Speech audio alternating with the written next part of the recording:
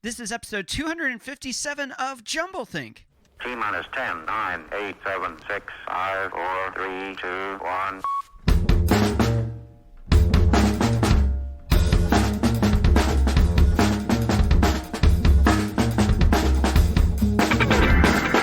Welcome to Jumblethink, where we interview amazing entrepreneurs about their journey of turning dreams and ideas into reality. Along the way, we're going to share some tips on how you can turn your own dreams and ideas into reality too. Our guest on today's show is Jonathan Gill. More about Jonathan in a moment. Whether you're a new listener or a longtime fan, if you haven't subscribed to Jumblethink, right now is the best time to do it. Head on over to your favorite place to listen to podcasts and subscribe to Jumblethink.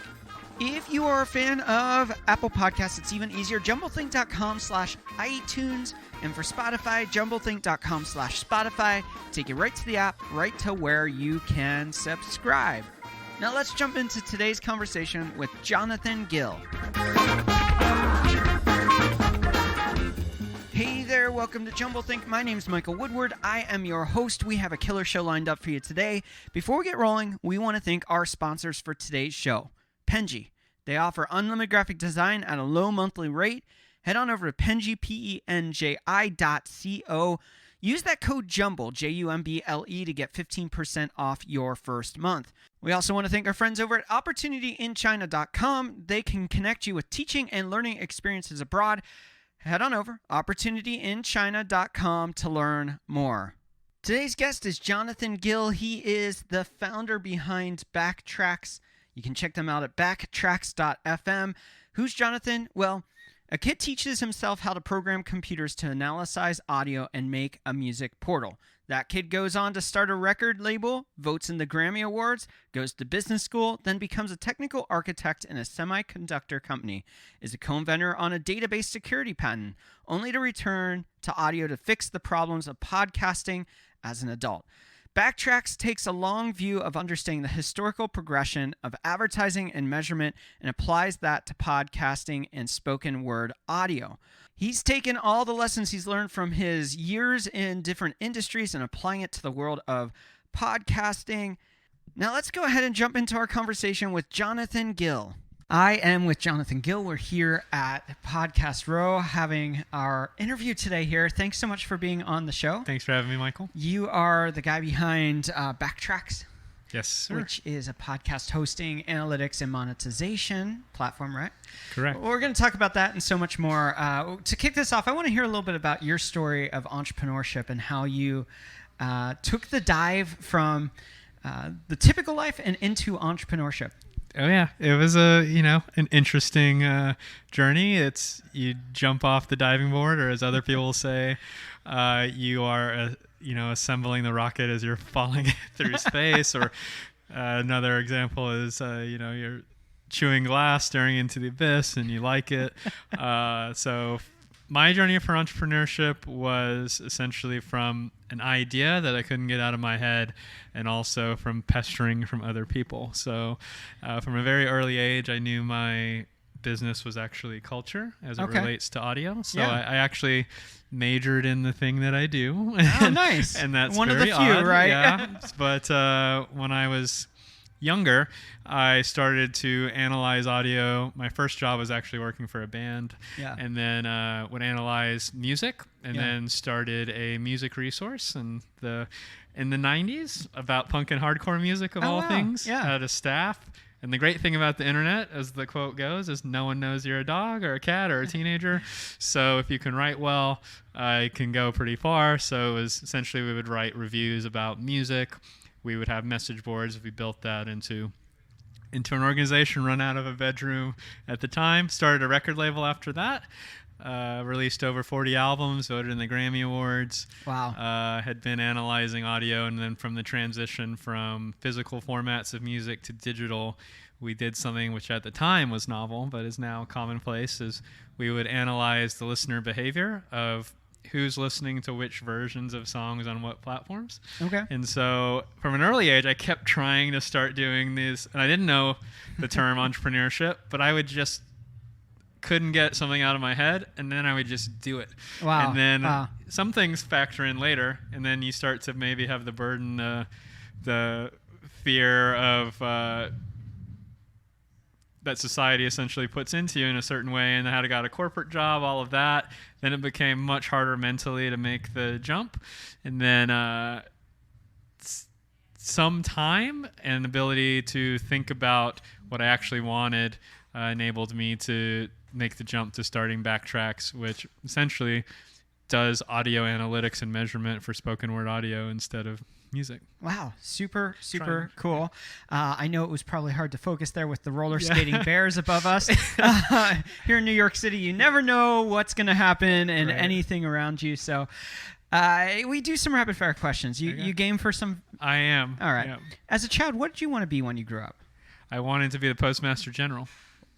Oh, okay. Yeah. What about that? I still have a love of logistics and in the postal service, and you can still mail an alligator. That I forget the regulations now, but maybe it's it's a few feet. You can still ship live bees. In the UK, you used to be able to ship a person.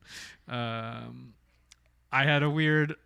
I have the postal regulations at home. Wow. I've got. I would say. Maybe not what I wanted to be when I was a kid. In some ways, I probably still want to be that. But that's super cool. You are in a couple stages now. You've done your initial company originally, and now you're in a new company that you're starting.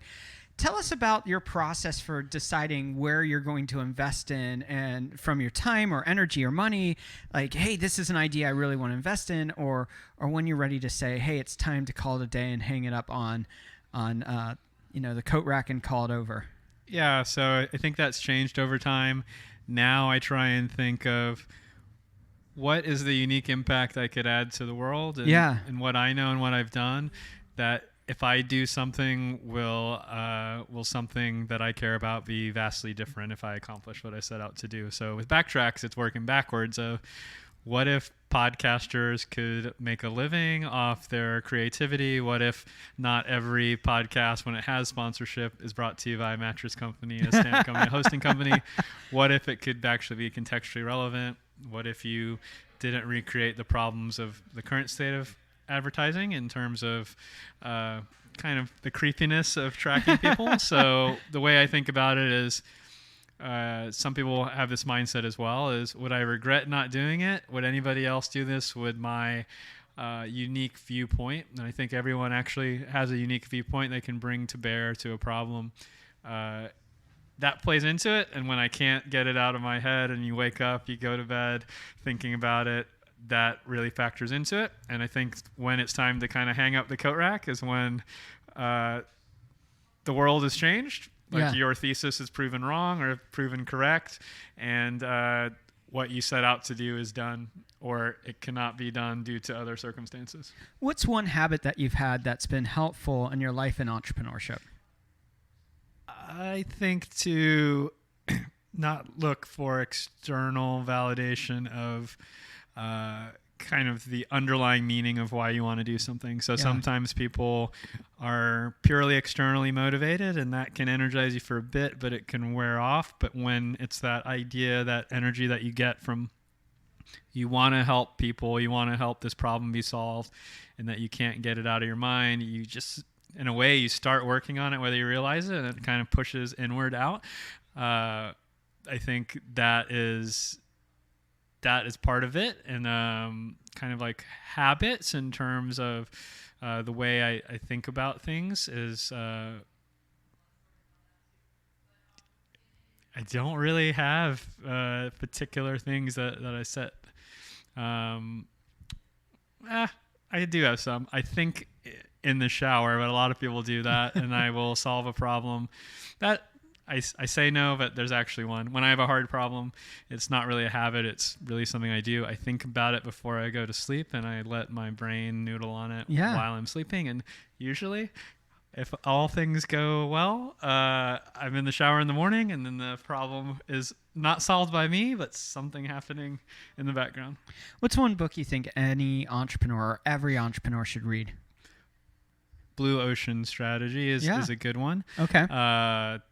And A Basque History of the World. That's a weird answer. It's written by Mark Kurlansky, but it's a history of essentially an entrepreneurial people. Yeah. Those are the Basque people as they set out to explore largely in a way almost landlocked, but not really. But just looking at how people a lot of times they're a fisherman in an industry, but how people approach kind of expanding, and that is a business when all the things that go into that book, but highly recommend Vast History of the World, Blue Ocean Strategy, Innovator's Dilemma by Clayton Christensen. Very, very cool. Our final rapid fire question for today is, what is one dream you're still wanting to fulfill in your own life? In terms of things that I want to experience that I haven't been able to, sometimes it's by my own creation, is there's a thing I want to do. There's a ice music festival in Norway. All right. That all the instruments are made out of ice, and they're string instruments and they're tuned. So as you play them, they vibrate and they start to melt. And I think it would be a beautiful experience to get to go see that. And people spend the entire year writing music, knowing kind of the intricacies and the structure of how that's made. And in terms of kind of professionally, one of the things I'd like to see is that people look at their time at Backtracks as their most rewarding professional relationship and experience. Very, very cool. We'll be right back with Jonathan Gill to talk more about Backtracks and talk about podcasting as a whole.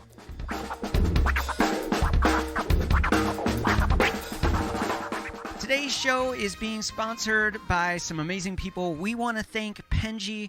Penji helps startups, agencies, small businesses, big businesses, marketing teams, and more achieve incredible things with unlimited graphic design support at one flat monthly rate. Their easy-to-use online platform pairs you with professional designers and lets you create as many design projects as you want. Think of it as your monthly subscription to top-notch design. No contracts, no hourly billing, just fast, simple, and affordable graphic design for all of your needs. We've used them for some projects here at Jumblethink, like our Idea Camps logo, a new banner for our website, and a lot more. We love them. I think you're going to love them too. Best of all, they're giving you, our listeners, 15% off your first month when you go to Penji, PENJI.co. Use that code JUMBLE, JUMBLE, to get 15% off your first month. Again, visit Penji.co, use the code JUMBLE to get 15% off your first month. We also want to thank our friends over at OpportunityInChina.com. Have you been looking for a way to change your career or social prospects? Do you see the world around you changing and haven't quite figured out what path you should take? You are not alone in seeking opportunity. Visit OpportunityInChina.com for access to scholarships to attend university in China, or if you have a bachelor's degree already, OpportunityInChina.com provides access to jobs in the educational sector all across China. Now, working in China is not only often well paid, but it will place you among 1/5 of the world's population, boosting your social network, bringing you deeper into the story of globalization, and opening up doors you never knew existed. So seize your opportunity now. Visit their website for more information at OpportunityInChina.com. Here at Jumblethink, our passion is very simple. We want to help you turn your dreams and ideas into reality. One of the ways we do that is through interviewing amazing people, giving you tips right here on this podcast and radio show. But we are doing so much more, and we have exciting things coming up. We want to make sure you're in the loop. How do you do that? Head on over to jumblethink.com and join our newsletter. That way, you're the first to know about exciting things we are announcing in the fall of 2019. While you're there, you'll also find links to Facebook, Instagram, LinkedIn, and Twitter. Let's become friends, and let's do this journey of chasing big ideas and dreams together. Now let's return to our conversation with today's guest, Jonathan Gill.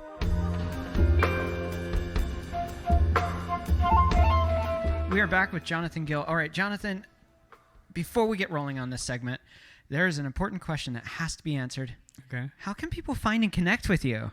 They can find us at backtracks.fm, on Twitter at Backtracks Team, and you can reach out on the Backtracks site to contact us for a demo via chat, via email, via the contact us form. All right. So Backtracks, in the pure sense, is a podcast hosting, analytics, and monetization platform. Yes.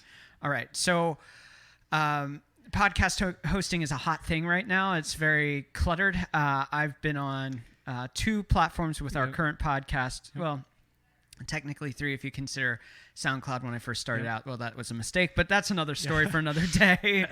And so 2 real podcast hosts that were specifically for that. And then I tried out Anchor for a side project I was working on. What sets you apart? What is the problem that you're solving that you can't get anywhere else? So the way that we describe Backtracks is that we help audio content creators and brands know and grow their audience and revenue. So hosting to us is table stakes to enable other things. Okay. And the real problem for hosting, and the reason that we provide hosting as just the basics in terms of that you need it to accomplish the other things we're trying to accomplish. And to us, hosting is a commodity with all these players essentially doing the same thing. So what we have is you can use our analytics whether you host with us or not. You can use our player whether you host with us or not. So it's more modular and you can pick and choose what you do. But what we are oriented around is a different structure than some of the hosting companies. Is they make money almost like a gym membership of they don't necessarily care if you show up to the gym and use the equipment. They just want you to pay for the membership. Yeah. And for us, we want to align the other way of we want the people that show up to the gym, and I don't go to the gym, but that's a bad analogy, but we want the people that use the tools to tell us what the right tools are. Okay. And so if you use it more, if you use it less, the value that we provide is unlocked by the usage. So, for example, if you want a customized player for your podcast that doesn't advertise us, that looks like your brand, you can do that with Backtracks, and no one actually knows that you're using Backtracks. Wow. If you want to use our analytics, the analytics can simultaneously publish to Google Analytics, to another platform, to really advanced marketing things like Marketo and Pardot. And that lives outside of Backtracks, and a lot of the hosting companies will try and lock the analytics in with the hosting. And what we want is for you to always pick, to have the optionality to do things like change hosting providers over time. And then we're not afraid of you, us being your only choice by means of lock-in. We want to always just have a horse in the race to provide the best value, and that's why you choose us. Yeah, absolutely. I am a big fan of big data, but big data is only good if you understand the data. Now in podcasting, we don't get too much data by the providers like Apple Podcasts and Spotify. We get limited data based on what they allow us to see. Yep. So for a podcaster like me, it gets frustrating because I don't completely know the picture of our audience. Yep. I can make assumptions based on compiling different pieces of data and trying to figure that out. How are you helping podcasters understand their data better?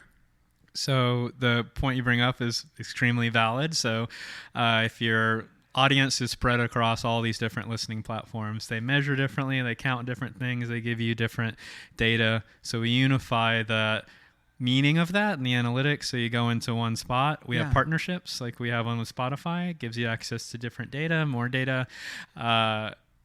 There's also things that we're adding that we don't capture personally identifiable information, but for some people it may be nice to know the demographics of their audience without knowing, well, this is Michael. This is exactly what Michael does. But the way that we view it is your data is your data. Yeah. Different people take a different stance on that than us. But with Backtracks, you can always export your data. You can always query it with an API, and it's real time.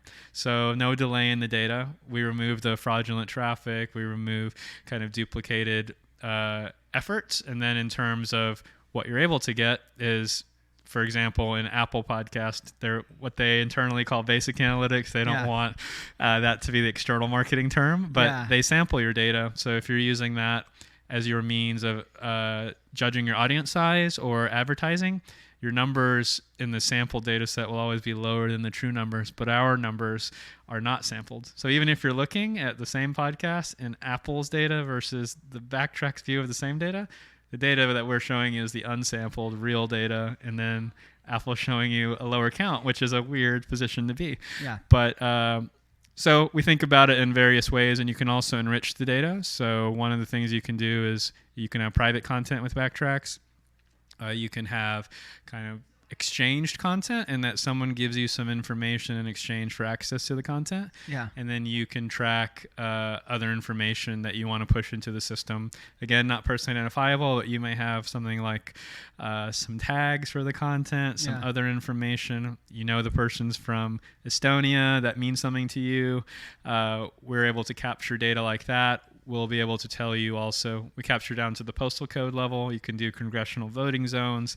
You can know someone in the House of Representatives, the Senate, houses. You can go crazy. We won't tell you which senator, but depending on your audience, it's a little. What we're trying to get is to give podcasters the tools that other forms of media have, and to take a different approach of your data doesn't belong to anybody else other than you as a creator. One of the issues with technology right now, as a web developer, I'm speaking from personal pains here, is the ever-evolving and changing understanding of what is data that we should or should not have. You have like GDPR in Europe coming out. You have the Facebook fiascos, plural, times a billion probably at this point, of data reconciliation and being used by third parties, and also the problem of privacy of personal data. How are you reconciling what should and should not be accessible to a podcaster, what should or should not be accessible to the end user, and how that is impacted by the changes on cultural norms, but beyond that, some of the legislation that's being passed? So from the Backtrack standpoint, we take a little bit of a conservative view on personally identifiable information. So we're GDPR compliant. We scrub any data that looks like it could be personally identifiable. There's no way to actually push something like an email address into the analytics, things like that. So we always try and basically we write code like Google and Spotify, and we take Apple's privacy stances, and it's a little bit of a different bag. But in terms of some of that is shifting cultural norms. What we want to say, and the thesis behind some of how we approach our view of advertising is that, and this came out recently in the Wall Street Journal, that the research is showing that the creepy version of behavioral ad targeting doesn't actually yield much benefits in terms of lift. Oh, wow. Okay. So the thing that actually is of value is when you have the right message at the right time for the right audience. So contextual. So if you're listening to a woodworking podcast and it's that lumber store, you're expressing interest in the content that the advertiser happens to be related to. And so the ad is adding value to you. It's more likely for you to take action based on that versus you don't need to buy a mattress every week, for example. One of the pain points for every podcaster is to determine the value of their podcast. And what I mean by that is that for some people, they use it as a lead generation tool. For other people, they want to use it as an authority building tool. But for many podcasters, they want to make it a revenue generating tool right at the platform level. So I get paid because people listen to my show, or that kind of element. You are building a platform that helps podcasters deal with the question of monetization. What do podcasters, especially young podcasters in the space, need to really know about if they're going to build a podcast that generates revenue, that is directly from the podcast and not as a leader generation? What do they need to know to create podcasts that actually can be monetized? So a few things. Depends on where they're starting from. If they already have an audience or they're building an audience from scratch, there's also different ways to make revenue. It can be events, it can be merchandise, it can be the direct advertising, and sometimes all of those combine into the way you monetize. So what you need to know is, from a content perspective, you need to have a plan for that. So if you already have an audience, you probably or hopefully know something about that audience that you're starting from. If you don't, and you don't have that in place, there's ways to capture that with panels, with surveys, with direct email. You'll hear this from podcasts where they actually have an email that the audience can reach out to them through. You can learn a lot through that. In terms of what you need to actually get sponsors when you've never had a sponsorship, you need essentially a third party like a Backtracks to vouch for your numbers. And the approach that we take is transparency between the sponsors and the publisher. So if you're just starting out and someone asks, well, how do I know your numbers are valid or not? It's very difficult to answer that because you send them an Excel spreadsheet and then they say, Did you add a 0 to this? I don't know. So we have a portal that you're absolutely viewing the same data as a sponsor as the publisher. So what you need to know as you're just starting out is there's a content production plan in a way, and you can call it a plan, you can not have a plan and eventually get to one, but essentially someone by circumstance or other things forcing it, they come up with a plan that's an editorial plan because you need to communicate that with future sponsors. So I'm going to do an episode about topic X or Y. As you get bigger and bigger, you'll have longer and longer lead times, and then you can say, well, I'm doing a show on technology and boots in 12 weeks. The best sponsors for that would probably be related to what I'm talking about. Yeah. So is there a lead time for me? If you're managing the podcast yourself initially, you'll want to give yourself time to find the right fit of sponsors, or if someone else is helping you, or if you're trying to fill the ad supply, you'll want to be able to do that. And so there's the content side, and then there's the audience side. You can look to social media as a way of bootstrapping. So some of the social media platforms, if you have an audience or you're building one there, they will give you demographic data, and you can extrapolate from some of that to what the audience is, if that's the main focus. So, but if you're starting in one industry and you have your audience there, and then you're doing a podcast about something completely different, it doesn't quite translate.